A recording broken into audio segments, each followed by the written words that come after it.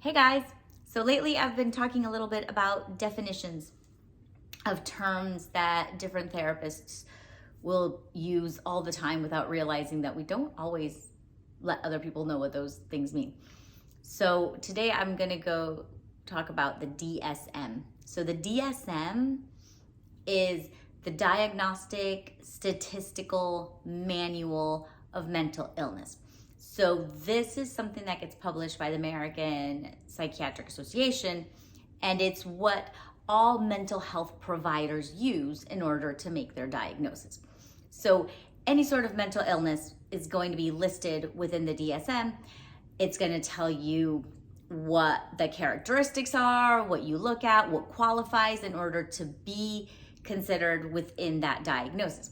So anytime someone is diagnosing a child or an adult with any sort of mental health condition, they have to reference the specifications that are in that diagnostic criteria within the book. So if someone is getting diagnosed with autism or ADHD, schizophrenia, depression, anything like that, those are all going to be within the DSM.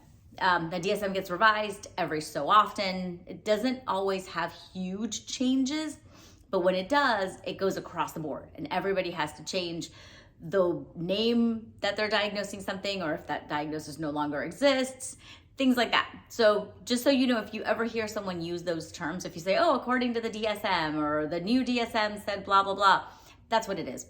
It's basically the place where we put, well, not me, but the place where they put all of the diagnoses that are used within mental health. That's all the criteria, the specifications, everything else, so that everyone that's diagnosing follows the same thing. They all have the same criteria because it all came from the same place.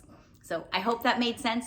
Again, DSM just stands for Diagnostic and Statistical Manual of Mental Illness. It's used by anyone who is treating or diagnosing any sort of mental health condition.